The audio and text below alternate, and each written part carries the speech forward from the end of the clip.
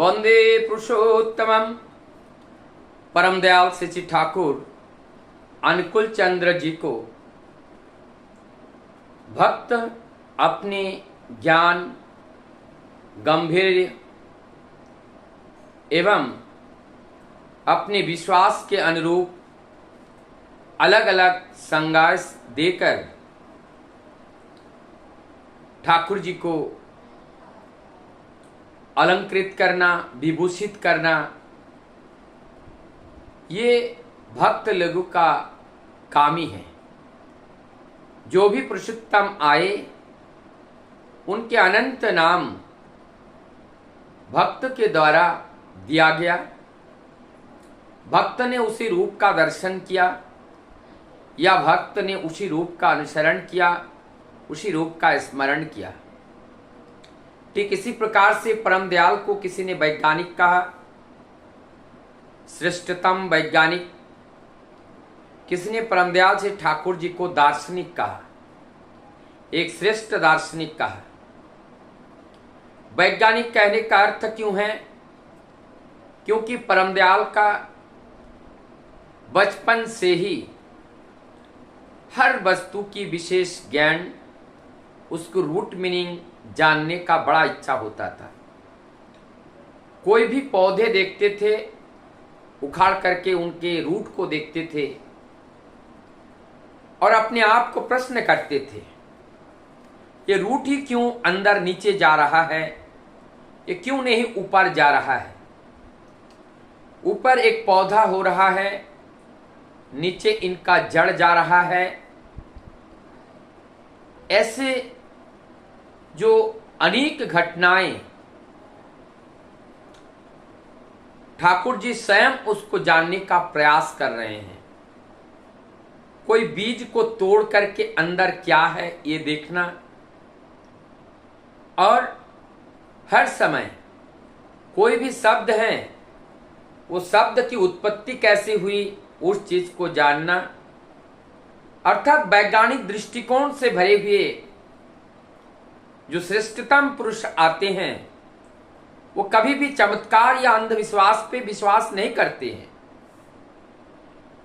वो ज्ञान के प्रतिमूर्ति होते हैं, या जो मैटेरियलिस्टिक जगत है, मैटेरियल वर्ल्ड है, फिजिकल वर्ल्ड है, ये तो दिखाई देता है। तो यदि कोई फिजिकल वर्ल्ड के बारे में कोई चीज बताया जाता है तो उसका प्रमाण होना अत्यंत जरूरी होते हैं। क्योंकि मैटेरियल वर्ल्ड में जो नहीं देखा जाता है वो मैटेरियल वर्ल्ड से बाहर है, और जो मैटेरियल वर्ल्ड में होगा निश्चित रूप से वो देखा जाएगा। प्रत्यक्ष किम प्रमाणम, तो इसका मतलब अगर प्रत्यक्ष वो है तो उनका प्रमाण के साथ हमें बताना पड़ेगा, तभी वो मान्य होगा। तो वैज्ञानिक क्या करते हैं, जिसको हम जान नहीं पाते हैं उसके जो साक्ष्य हैं उसको जुगाड़ करके उसको दुनिया के सामने रख देते हैं। उनके ऊपर जो अज्ञानता का जो एक परत पड़ा हुआ है उसको उठा देते हैं पूरे जगत के सामने। तो चमत्कार को चमत्कार बताने के लिए नहीं, चमत्कार के कारण को बताने के लिए वो कारण पुरुष का आविर्भाव होता है। परम दयाल श्री ठाकुर सूर्य के अंदर क्या है, किसी ग्रह में कोई प्राणी है या नहीं है, चंद्रमा कैसा है, एटम के अंदर यहां से 100 वर्ष पहले एटम के अंदर जो न्यूक्लियस है उसके अंदर क्या क्या है, संतान संतति जो उत्पन्न होती हैं उसकी नेचर कैसे किसके ऊपर डिपेंड करते हैं, जो यूजेनिक्स की बातें, ऐसे अनेकों घटनाओं से जो अनजान है, अनभिज्ञ है, हम अज्ञ नहीं हैं, हम ज्ञाय नहीं हैं, हम अज्ञ हैं।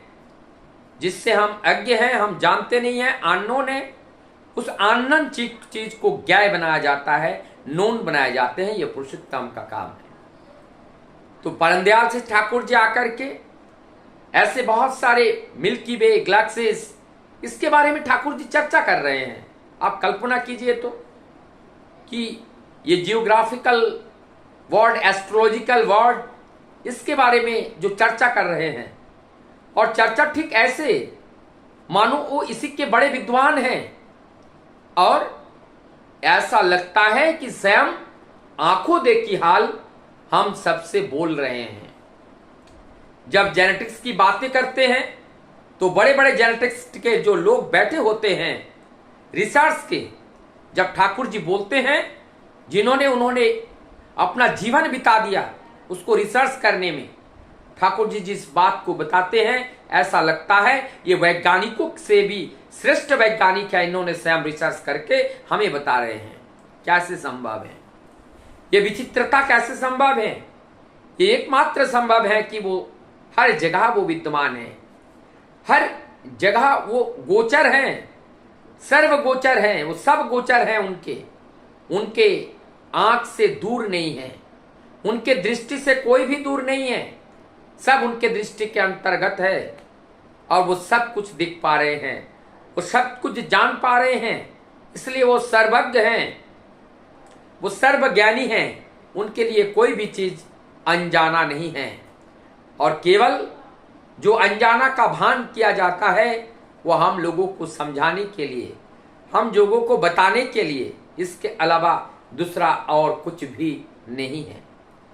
परमदयाल जी ठाकुर जी को दार्शनिक कहा जाता है, अर्थात दर्शन करना क्या मतलब ही होते हैं उनके वास्तविक स्वरूप का देखना, वास्तविक स्वरूप को जानना।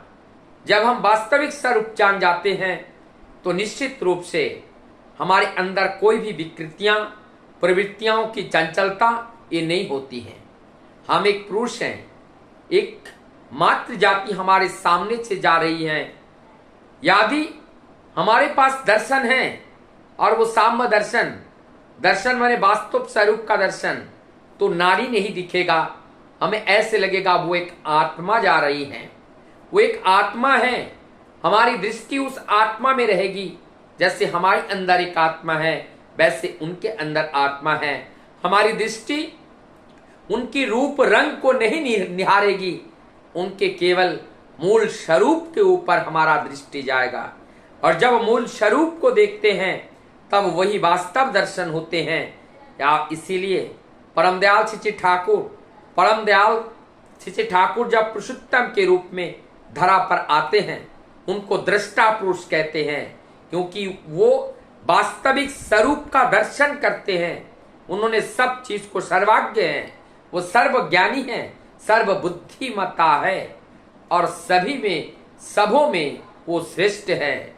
इसलिए श्रेष्ठतम जो होते हैं वो वर्ण होते हैं, और इसीलिए वो गुरु रूप में इस धरा पर आकर के हम सब लोगों को की जो गुरुत्व है उस गुरुत्व को बढ़ाने के लिए वो गुरु रूप में धरा पर आते हैं। जब हम उनको पकड़ते हैं तब हमारी गुरुत्व बढ़ती है, हमारी ज्ञान बढ़ती है, हमारी बुद्धि बढ़ती है, हमारी विद्या बढ़ती है, और हम सर्वगुणी हो जाते हैं।